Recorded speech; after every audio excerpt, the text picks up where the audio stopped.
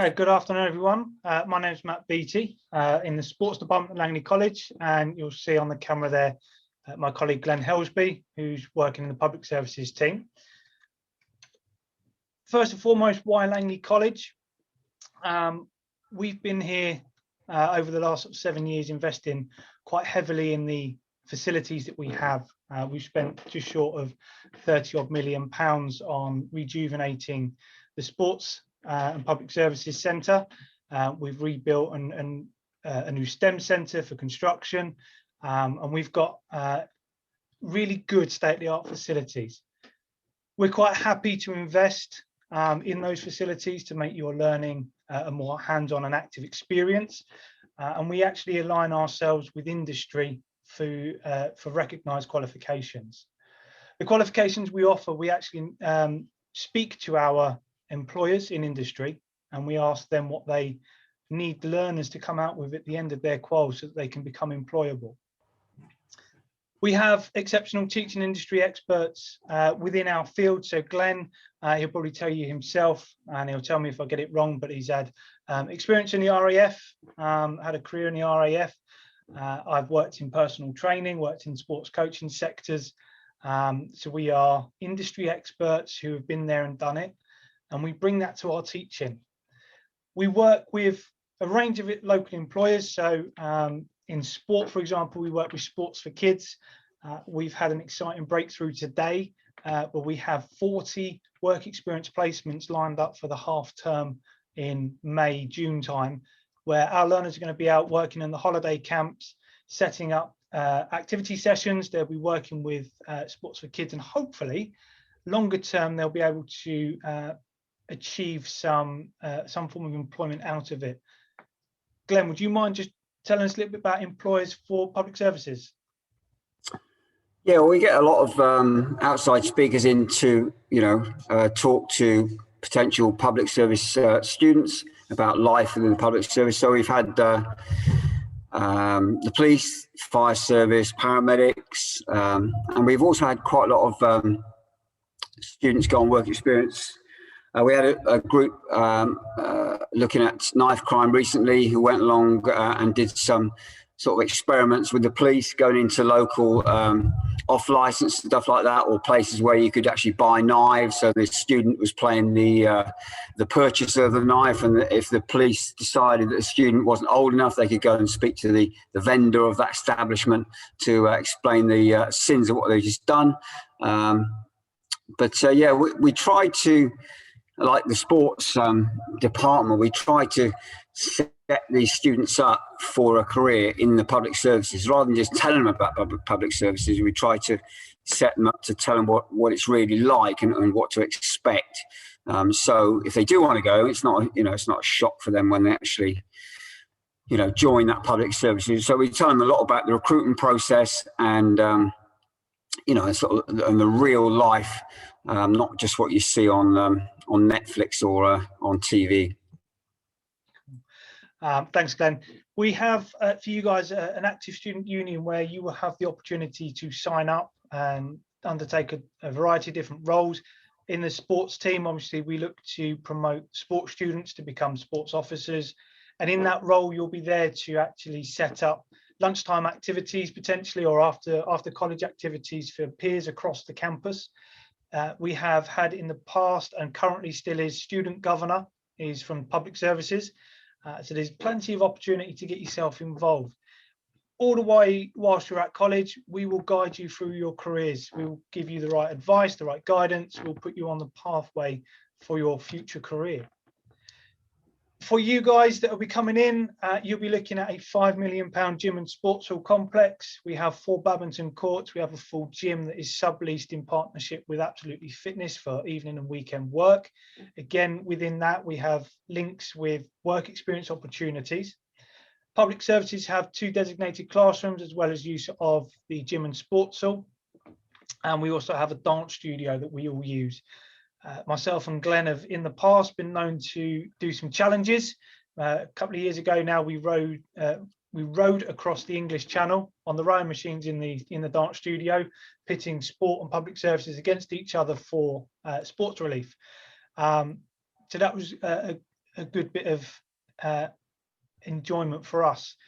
We like to combine practical theory, so we don't just sit in theory classroom. If we can get out our fitness testing equipment or our sports science kit or the gas masks, the uniforms, we like to combine it all up so it's a bit of everything. You get a good mix.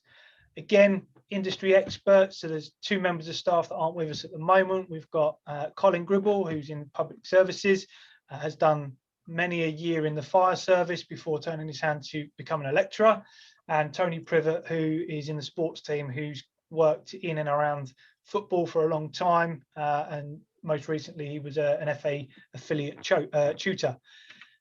We like getting in guest speakers over lockdown. If you follow college Twitter feeds and things like that, put out that we've had industry experts come and speak to learners via Microsoft Teams, and we culminated that with a chat with a lady called Lorraine Lambert, who is a Team GB Paralympian in rifle shooting, who's actually going to Tokyo this year. She came and spoke to the learners about what it takes to be a professional in the sports industry. Public services, again, Glenn, if I turn that to you, sort of outline some of the guest speakers that you guys have had. Yeah, well, obviously on the top slide, the second from left is a local PC who took us through the sort of day-to-day job of a police constable in Slough. So we try and keep it kind of, if we can, local. So the students, when they finish, they might have some local knowledge. Yeah, so like Matt said, we use some of the same sort of facilities as well. I don't want to go off track too much, Matt, here, but so the public service students also use the sort of fantastic sports hall, gymnasium, dance studio, and just on the PC one, just recently some of the students did a ride along as well, so they go with the local police constables and for a couple of days, and experience what it's really like to be in the police. So because I guess a lot of students come to college with aspirations about on the public service. I want to be in the police, or I want to be in the army, etc., etc. And sometimes they might change their minds. If they're on a 2-year course, after 2 years, they might think, actually, after looking at this a bit more closely, I don't fancy that anymore. But something else might take their fancy, so they might think, okay, actually, I'll looking at maybe the prison service or something like that instead. So I think it's good to try and experience it as close to real life as possible, I suppose. Trips and visits. I don't know if you touched on this yet, Matt. No.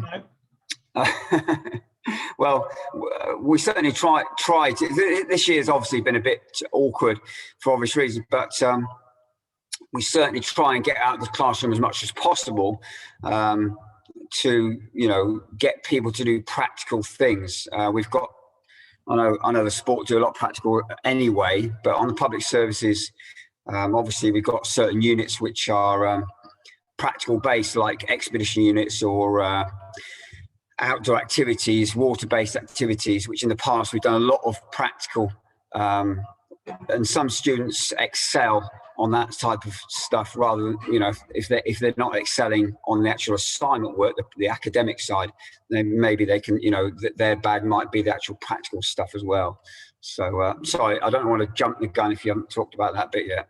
No, it's fine, Glenn. I was going to let you carry on with trips and visits anyway. In sport trips and visits, we do lots of university trips, especially as we head into sort of end of year 1, going into year 2. We've taken students to St Mary's in Twickenham. We've taken them to UCFB at Wembley Stadium to have a look around the facilities there. We've tried all sorts of different activities. We take students out for fixtures. We've been up to Body Worlds in London. So if you've never been, you get a first-hand experience of the body in basically being cut up, and plasticine has been put through, and it's sort of preserved the body there. And we always open up to students and ask them if there's anything particular that we could possibly try to put in as a trip or a visit near the end of the academic year. So that's something that you guys can be part of. Again, Apologies. Moving on then, state-of-the-art facilities. We're now looking at the modern sports centre. You can see there in the pictures the main sports teaching rooms and public services practical spaces. So in the top right there, we've got our gym environment, a range of cardio equipment, a range of free weights and resistance machines. Whether you're on a public services course or the sports course, you will have time designated in the gym where you'll either learn about gym training, gym instruction, you'll take part in fitness testing, and we will try to develop you physically so that you can then go on and pursue your chosen career pathway. Bottom left there is the sports hall. As you see, we have lots of activities on the go. So I've this year done practical sport for both the sport and the public services student. So we've looked at basketball, we've looked at futsal, we've done a bit of badminton, a bit of handball, and we've crammed that in and around the periods of lockdown. So obviously we've been able to really push that forward. And in the bottom right hand corner there's dance challenge. You can see there's Glenn's in the picture there, and that's the rowing challenge that we took part in a couple of years ago, just as a sports relief, and we actually got iPro sports drinks involved as well, and they gave us the drinks for hydrating throughout the session, and it was good fun. And they're the kind of things that you can expect us to ask you guys to get involved with longer term. We have bright classrooms. So as we said, in public services, there's 2 designated classrooms. They open up, so we've got a space for anywhere up to about 30 students. We have in there 7 PCs that you can use in the classroom, and we have 2 of those rooms available for you. Over in the sports centre, again, we have 2 modern classrooms. We've got a normal coaching based classroom, and we also have our sports science lab that has sports science equipment. It doesn't matter which course you're on, Glenn will always put you on the Wingate bike and make you do a fitness test in the science labs. We also have, alongside that, outside of both departments, we have the learning centre. It's got PCs in there for you to go and do your coursework during your free periods and during your days off. It has the extensive bookshelves with the library resources in there, so it's got books and journals and textbooks that you'll need to complete your studies. In there also is our study skills teams. You can speak to them about English and maths, and you can talk to them about how to write an essay or put a presentation together. And at the other end of it is our student services, which I'll touch on shortly. Little bit of detail then for you guys. So you can see 2 pictures there. The top picture is our trip to UCFB, and that was actually the Women in Sports conference that they ran. It was an inaugural event, and we took all the female sports students over to UCFB for that event, and they got to speak to high-powered professionals. At that point, it was the England manager's assistant who sort of did all of the match day allocations for them, booking the hotels. She worked with Roy Hodgson and Glenn Hoddle and Terry Venables, whole range of people. And down the bottom right hand there is our sports science lab. You see a few guys on the Wingate bike doing some load testing. Courses we offer then: level 1 introductory diploma sport and public services. It will be a brand new course this year, which is a joint level 1 between sport and public services. There are 4 mandatory units where we look at things like organising your time, your study skills, and then there are 6 units that are optional that cover both sport and public service pathways. And from there, you can then progress into either sport or public services, depending on which way you decide to choose. For that one, there are no entry requirements. We would ideally like a maths and English if possible. We have our level 2 certificate in activity leaderships and NVQ. Really good course, all workbook and practical assessment based. There's no exams involved in it. 4 GCSEs grade A to D are required to be part of that program, and you'll be asked to lead sports sessions in the sports hall for other groups. This year it's been for our level 1 and level 3 due to restrictions that are placed on us, but longer term we will look to you guys to then deliver to other members of the college. New this year is a level 3 diploma in fitness instruction and PT, so you'll get your level 2 and level 3 in a year. And it's one that if you're looking to go down a personal training route, that's the qualification for you. 5 GCSEs A to C or 4 and above for that one. English and math pivotal. The bottom two, your level 3 foundation diploma, coaching and development, and your extended diploma are our level 3 year 1 and year 2 pathways. The foundation is first year. You'll look at 6 units where we'll look at self-employment. You'll look at careers in sport, anatomy, physiology, coaching principles, and we will teach you the basics and the fundamentals. You then, at the end of that year, provided you meet the requirements, so that's either you've got 92% and above in attendance, you've got a good disciplinary record, you've been really good on your work, ideally merits or better, we'd extend you into our extended diploma year 2 program. So they're the courses that are on offer in sport, and I'll turn it over to Glenn for public services. Okay, so some great pictures there, great pictures of students working in helping out the fire service, and like Matt has already said, our sort of associate Colin Gribble on the public services got about, I think he tells me 25 years experience in the fire service. I wouldn't doubt that. So anybody who wants to be a fireman or fire person can be sure he will fill you in on all this information about the fire service. But anyway, the bottom slide is when we went to HOAC, which is Hillingdon Outdoor Activity Centre, and students building rafts. So they have lots of activities there, some kayaking and some teamwork activities and some raft building. Eventually they get the raft in the water and have a little competition. I think that one looks like it's probably going to sink, but I don't know for sure. Anyway, just over on the left of the slide then, level 1 diploma in public service. Obviously next year, the level 1 is going to be a combination of public service and sport, like Matt's already said, which is going to be mainly covered by not assignments, but like booklets. And going from the level 1, then you have a choice, like just to repeat Matt a little bit, after the level 1 public service, you can decide to do, after level 1 public services / sport, you can decide to go into public services level 2 or sport level 2. So we've got the level 2 certificate in public services, which really is a sort of prerequisite to the level 3, or you can just do the level 2 and then, decide to do something else. I don't think really it's a course you can then decide to go to university. It's not enough.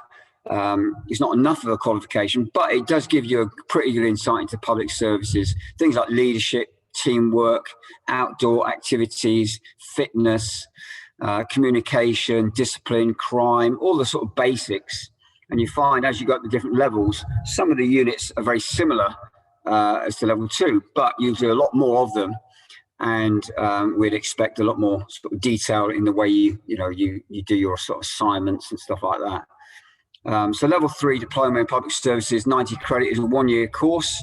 And a lot of people just go on that to do a 1-year course, but a lot of people go on that to then, go to the 2nd year as well. So after the 1-year course, you can go out and look for employment, obviously. You could potentially look at a university place after a 1-year course, depending on your the amount of points you've accredited over that 1 year. But a lot of people look at it as the first year of the 2-year course. And providing, like Matt says, the quality of work's good enough, your attitude to learning, which is a pretty big one, is good enough, and your attendance is good enough, then you may be okay to then move on to the level 3 extended diploma. So that's the 2-year course, the level 3 extended, the full extended.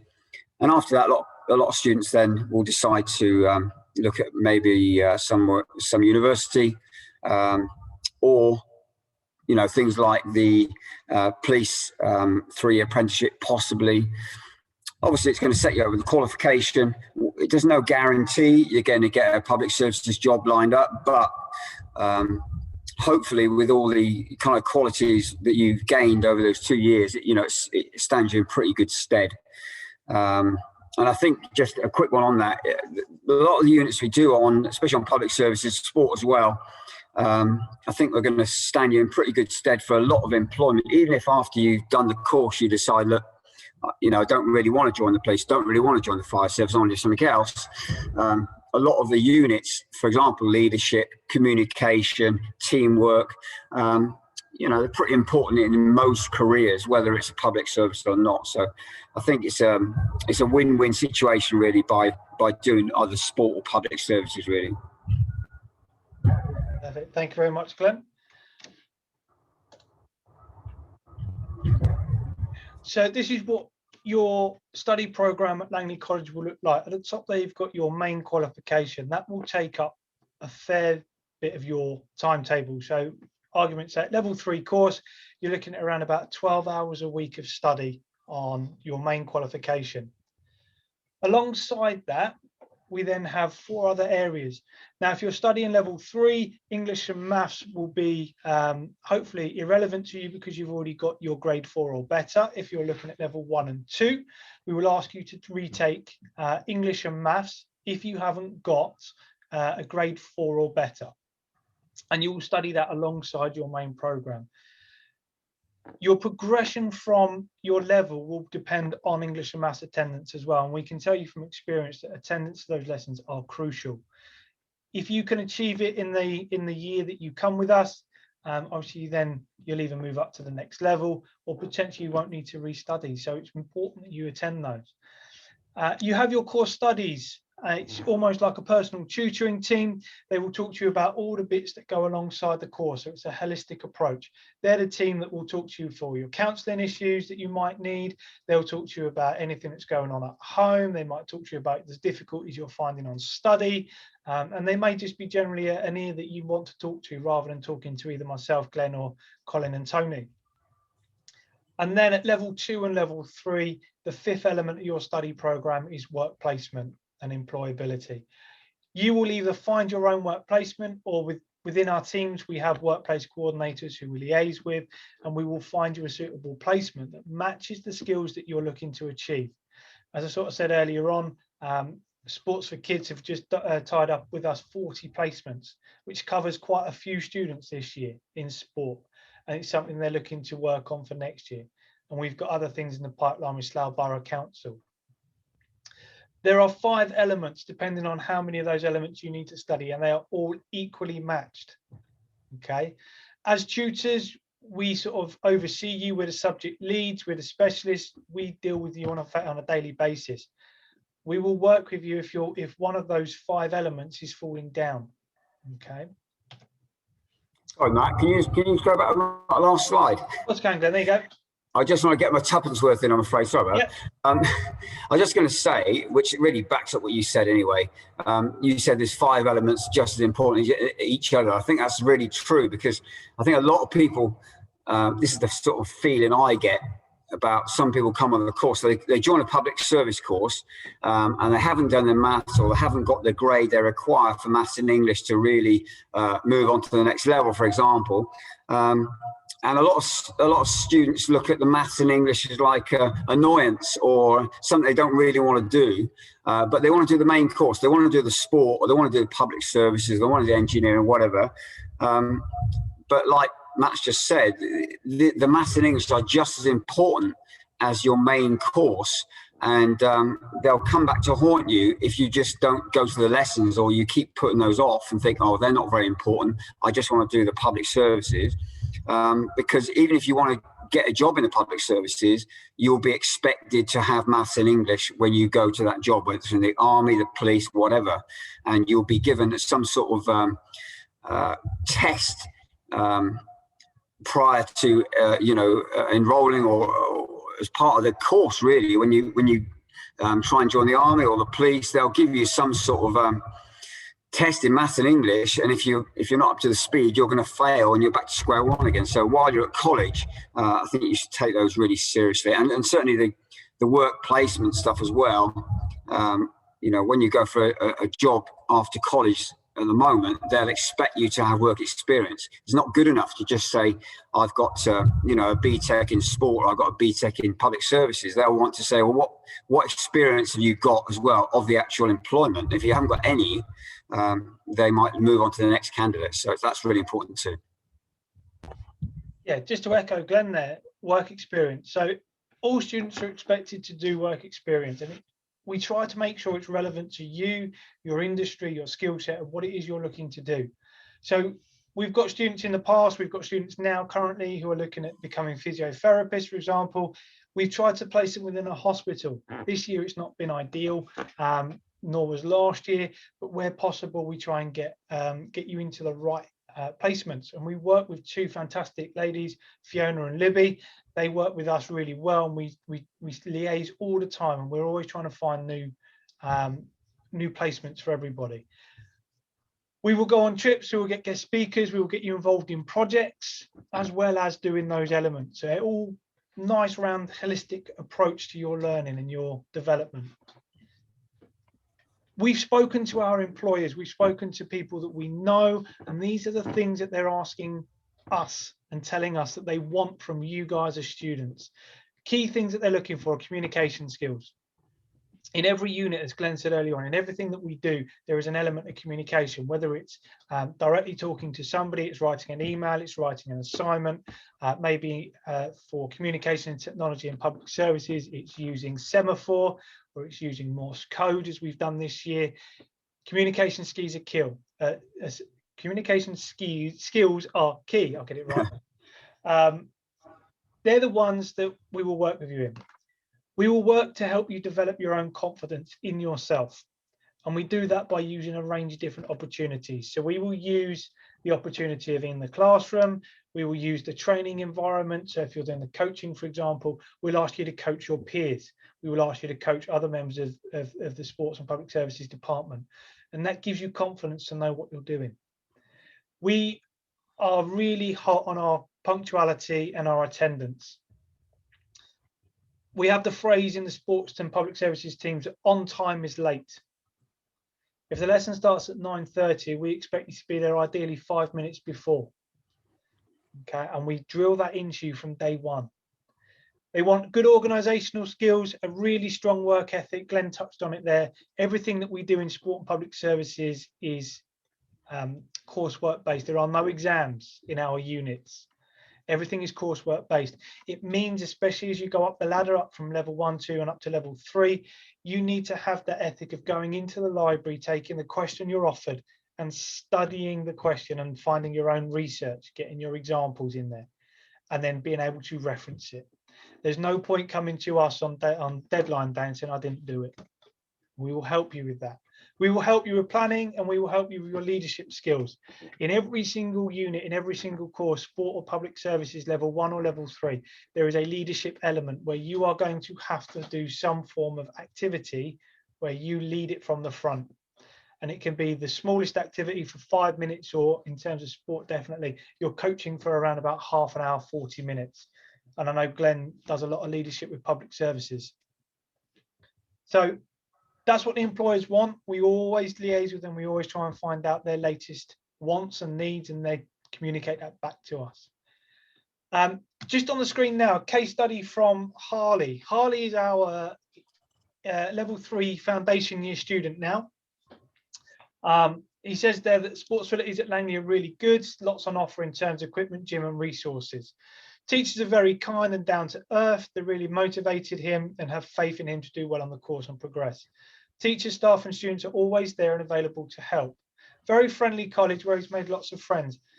This year at level 3, Harley has put himself forward for student officer for 2021-22, where he will take the lead. If he's elected, he will take the lead in setting up those lunchtime activities. Harley takes part in the futsal activity that we do, and he's represented the college in the futsal tournaments. And what he says there, that's him. That's what he thinks of us. We have Andre Adana as well from Public Services. Glenn, do you want to touch on that one? Yeah, Andre is actually an excellent student, and he kind of sums up a lot of the qualities that I can't remember exactly, but then I'll see if I can remember from the previous slide. Certainly timekeeping, punctuality, and really I think the one that's not on there, which I always think is something perhaps the most important attribute for students at a college is sort of just having a go, having a go at things when you're asked to do something. what I really like is people to just say, okay, I'm a bit scared about doing this, but I'll have a go. And that's all we can ask. Right? What we don't want is people to make excuses and reasons why they can't do that before they've even tried. So this guy is an excellent student, and he always has a go, always a smile on his face, on time, great attendance record, probably 100%, I think. And I think if most students attend all the lessons, generally speaking, they're going to get good grades at the end of it, as long as they do the assignments, obviously. It's the students that start slipping and missing lessons, and they're the ones that struggle a little bit. But if people, just attend everything on time, then I think that's, we can't ask more than that most of the time. Thanks, Glenn. At college, we don't just leave you to sit there and sort of think about what it is you need to do. We have other support mechanisms in place. Alongside your tutors that you have here, we have the core studies, tutorial activities with JAGS and Shella and Poonam. We have learning support available. So if you have any needs you've got identified at school or any that you haven't had identified, we will interview you on day 1, day 2, and we will try to establish those, and we'll put you into a process of learning support. And that might just be somewhere else to go to have a chat about your assignments. Instead of sort of the in-class support that you may have. There is financial support across the college. When you get here, there is a bus pass that you can sign up for. There is discounted train travel. If you need any funding for your materials, whether it's your kits or it's textbooks or anything like that, there is financial support available. We have a great wellbeing team who offer their services to have chats with you about anything that's not course related. Okay, they will talk to you about anything that you need to discuss. We have lots of careers advice and workshops on the go to really prepare you for that world of work. So our support mechanisms and our support teams are valuable within the college.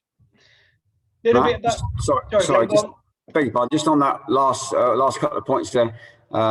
We've had quite a few students this year who due to certain circumstances haven't had laptops, so the college has been able to provide students with laptops so they can actually carry out any assignments, level 1 or level 2 or level 3 assignments. And I think just a quick one on some of this is some students may be a bit worried, coming on some BTEC courses that maybe their English isn't very good, and they're worried about doing assignment work and working on a PC. But just to reiterate what Matt said, we have learning support. So, a student maybe their spelling's not very good, or they're not very good at paragraphs and stuff like that. And, obviously we mark the work, but we can provide, specialist help for certain areas of your grammar, punctuation, et cetera, et cetera. So. College life.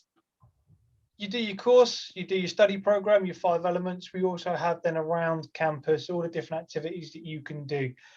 So as part of the Sport and Public Services team, you can come and join the gym outside of college hours. This year it's £13 a month, and you can sign up for a gym membership, and you have access to the gym facilities evenings and weekends. We do a freshers fair at the beginning, so it's a cross college activity. So we get everybody together and everybody can sort of mill around. Obviously, we've been hit for various reasons the last couple of years, but we've tried to do some other things. Christmas, we normally get a reindeer and a few bits and pieces and a cotton candy machine and popcorn machine, and we have a bit of a Christmas fair, so it's a bit more vibrant. There are clubs and societies that you can set up if there's not one that's already in place. So you can have a chat with our student services team and speak to them about potentially doing a chess club, for example, if there isn't one.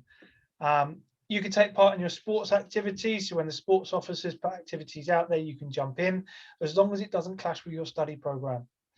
You can become a student ambassador. You can attend the student conferences, the student union. It's up to you.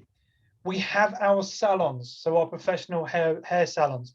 So you can get a discounted haircut down in the salons. They are always asking for models. We've had in the past male models go down, so I've had my hair cut down there, I've had my beard trimmed down there.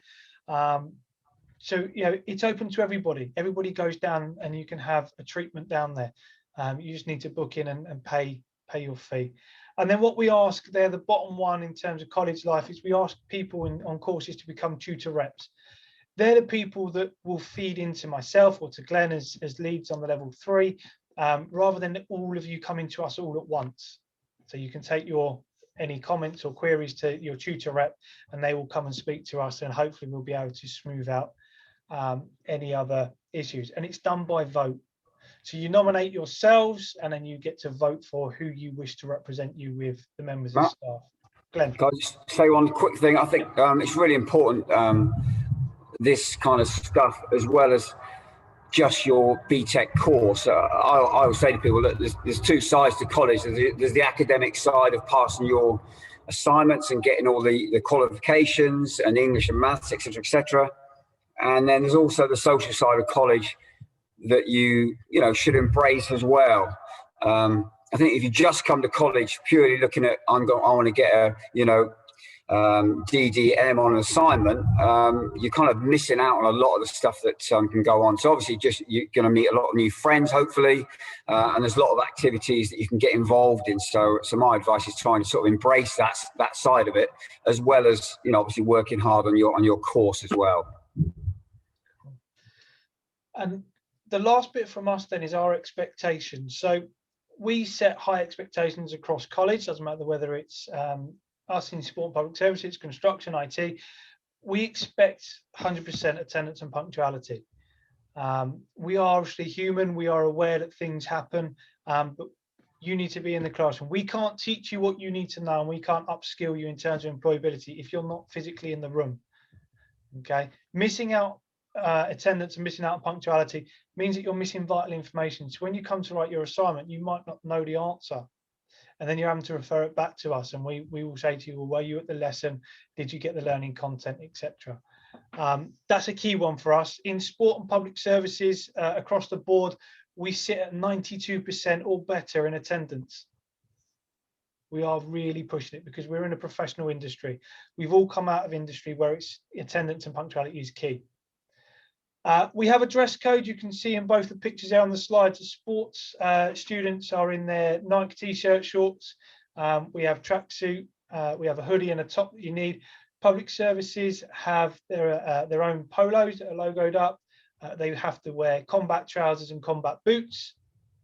And we expect you to wear them at all times in college. Doesn't matter whether you're in an English lesson, a maths lesson, tutorial, you're online with us. If we're doing an online learning content, we expect you to be wearing the kit or the uniform. As I've just said, you're going into a professional industry. We expect you to raise the standards. The staff wear their kits all the time, therefore we expect the students to wear it. Okay. Behaviour in the classroom and out of the classroom needs to be exemplary. Again, you're going into professional industries. You can't be getting yourself involved with anything around the college that doesn't concern you. You can't be getting yourself into a bit of trouble. Okay, we expect you to be in that category of student that doesn't get involved. Everybody wears lanyard. It identifies you as a member of the college. It identifies staff to students.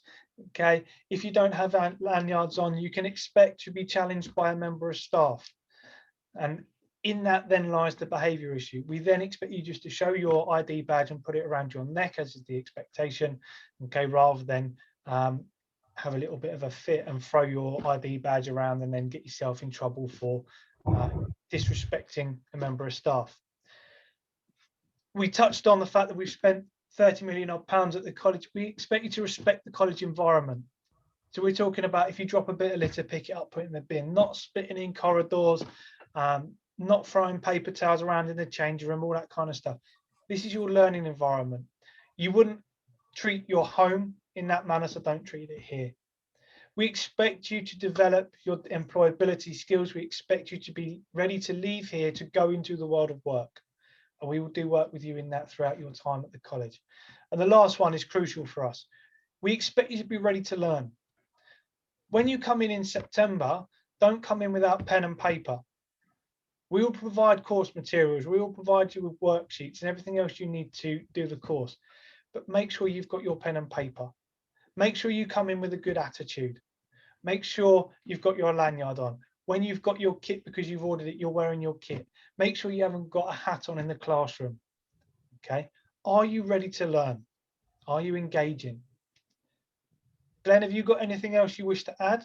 On that last one, I think just to reiterate what you said on the last point, really, I think, maybe students should really set themselves a goal of what they want to achieve on the course, not just academic, but where they're going to go after the end of the course and what they need to do to achieve that. And I think a lot of the stuff on the expeditions here is really just about students sort of behaving as adults now, because we're not at school anymore. And, we as tutors we certainly don't want to treat you as school children. So we give you a little bit more respect than that, and we treat you as adults, but obviously in return, you have to behave as adults as well. So, if you tick both those boxes, then everything's great. Some students are still behaving like children, but most people, if they come on the course and they've got the right attitude, like I said before, they want to learn, they've got the sort of can-do attitude and have a go attitude, that for me is a massive tick. So that's the sort of people I'm looking for anyway. Perfect. Just to finish off then, before we open it up for question and answer, one thing that we pride ourselves in both sport and public services is our achievement rates at the end of the academic year.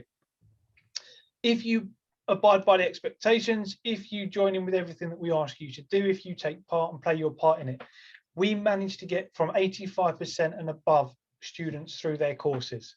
Okay, we have a really high achievement rate. So that's one thing that you can be sort of confident of. Claire, move it over to you then for any questions that have come up. Hi, yeah, thank you. That was really interesting, both of you. I had a question actually for Glenn that's come through on the chat. If all my GCSE grades are up to par for entry requirements for the level 2 in public services, except for one grade, is it still possible I can start? Well, I guess obviously we have to speak to that particular student. I mean, normally I was speaking to actually our head of department yesterday about this for the level 3, and obviously we have to be a little bit careful. We don't want to take people who, that if their grades are too low for that particular level, that they'll find the course too difficult, and that they'll probably think, oh, why am I on this course? It's much too hard, and vice versa. We don't want to take people who it's going to be too easy. But in that particular case, I guess if we interviewed that particular student and we thought, look, this person's got a little bit about them, they've got a good attitude, they're motivated, and maybe on the one particular GCSE, they're just slightly below the required grade. For me, that would be probably a yes. However, on the other hand, if we spoke to this student and I thought they're very laid back, they're not really that interested, then it'd probably be a no. So it'd probably be more about actual meeting the person really, and then having a good discussion and moving on from there, I should think. Okay, great. I guess because you're talking about the interview process, talking of which, what kind of things do you look for when you interview students? Well, obviously we're just doing online interviews at the moment. I don't want to give too much away because they'll know what to expect. But I normally ask, what they know about the public services. Obviously, I'm public services. Matt's probably more biased towards sport. So he might ask similar type things to sport. But yeah, what they know about the public services. Is there any public service that they're interested in, and why are they interested in that public service? What they know about that particular public service, and then probably ask them a little bit about the actual college and the course itself. Do you know anybody who's on this course, and really why you want to come on the course? What is your motivation for coming on the course? And then I'll probably ask them a little bit about what they do in their own time, to find out, a little bit about that person. So if anybody's listening, when you answer that question, if you just say you spend 6 hours playing the PS4, that's probably the wrong answer. So, I know a lot of students that, they like a little bit of time online, but what we're really looking for is for people who have got a bit of maybe get up and go, maybe doing other things in their free time. the sort of things that maybe will carry forward to a public service career. But I don't want to give all my questions away now because the students obviously will be listening. Thank you. A question actually both of you could answer, but how many days a week is college? Go on, Matt. So it depends on level of course, but predominantly you'll be in for 2 full days within the week. And then if you're up at level 3, we'll ask you to do an hour and a half online as well. And then obviously alongside that at level 3 especially, we ask you to do your own directed study, which means that you'll be answering assignments, doing tasks that relate to the assignment, doing some research. If you then do English and maths, you can add another half day on. So in total, if you're studying English and maths, you'll be in for 3.5 days all round. Just depends on what level really, but for the course public services sport, 2 days. Okay, great, thank you. And normal class sizes? Normal class size in sport is no more than 20. And I know in public services, it's a similar number. If we get more than sort of 20 learners, we try to then split them into 2 groups. Okay, great. And for those students that, want to go on to university after college, universities, do they accept to recognise BTECs as much as A Levels? Yeah, so for our students, we've got 52% of our learners from last year went off to university with their BTEC, their extended diploma. When we changed from one BTEC to the other, we did our due diligence. We spoke to universities to make sure that they would accept it. And they accept a range of grades from a distinction merit all the way up to triple distinction star. So it's still valued by university, still an entry point, and I know in public services it's the same. Great. And what kind of courses do students go on to study at university after leaving? Shall I just answer this one first, Matt, and then you can go for it? I know in public services, quite a few students are studying criminology, which is a big favourite at the moment, one of the most popular courses, which obviously entitles you to look at mainly, I guess, a police type career, but it can look at all different aspects of a police sort of investigation type career. But there's a whole host of things. I know there's a student this year, he's studying how the fire service operates fire and rescue at a university. So there's a whole host of interesting courses that students can go on to study that may be kind of related to public services or sport. Obviously, in the sports side of it, you probably look at sports science is perhaps the big one, but I don't want to steal your thunder, Matt. Sorry. That's all right. Yes, as Glenn said, sports science is quite a popular choice at university. We've got physiotherapy as another popular choice. This year we've got a student who's looking at chiropractic. We have students going off looking at sports coaching. We've had in the past some students look at nutrition. I think one of the key things to remember is unless you're looking down a really specialist pathway in terms of English, maths, maybe the arts, the qualification that you do at college, ideally you're going down a sports or a public service pathway, but you can gain access to university across the board. Our main pathways are sports science and sports coaching. Great, thank you. I think this is the last question that's come through. One for you, Matt. What sports teams do you have and can anyone play? Yeah, so as long as you're, this year we're taking the stance because we're restarting, as long as you're in sport or public services, you'll be able to take part in sports teams. We are reintroducing for this year a football team. We're just in the process of negotiating with some football coaches to get them on board. We've got our futsal team that represent in the AOC leagues and cups. Been very successful for the last couple of years where we've been top of the league, and in both occasions sadly got COVID curtailments. We are reintroducing netball for anybody to come along, and then we have a range of different leisure activities, so your badminton, your basketball, we like to do a bit of handball, some dodgeballs in there, and it's kind of then up to the sports officers to what other sports activities they want to offer. Great, no, thank you. I think that's coming to the end of our session. If there's anything else that either of you want to just add to round it up. I think we've covered quite a lot there, and I guess it was, if the student wants to know a little bit more, they can inquire or try and organise an interview. Yeah, I mean, just a little reminder there, we've got the open day tomorrow, the virtual open day on tomorrow afternoon. So if obviously the learners are interested, we haven't answered anything quite correctly, or another question crops up overnight, jump into the virtual open day. Myself, Glenn, Tony and Colin will be around online there, and we'll be able to answer your questions and queries. But reality, guys, is think about what your next step is. Where do you want to go? What do you want to do? What do you want to achieve? And where can me and Glenn help you out? Where can Tony and Colin help you out on that journey? And we like to pride ourselves on being good at what we do. No, that's really good. Thank you for everyone for joining. And yeah, we look forward to maybe seeing you in September. Thank you very much. Thanks, Claire. Bye.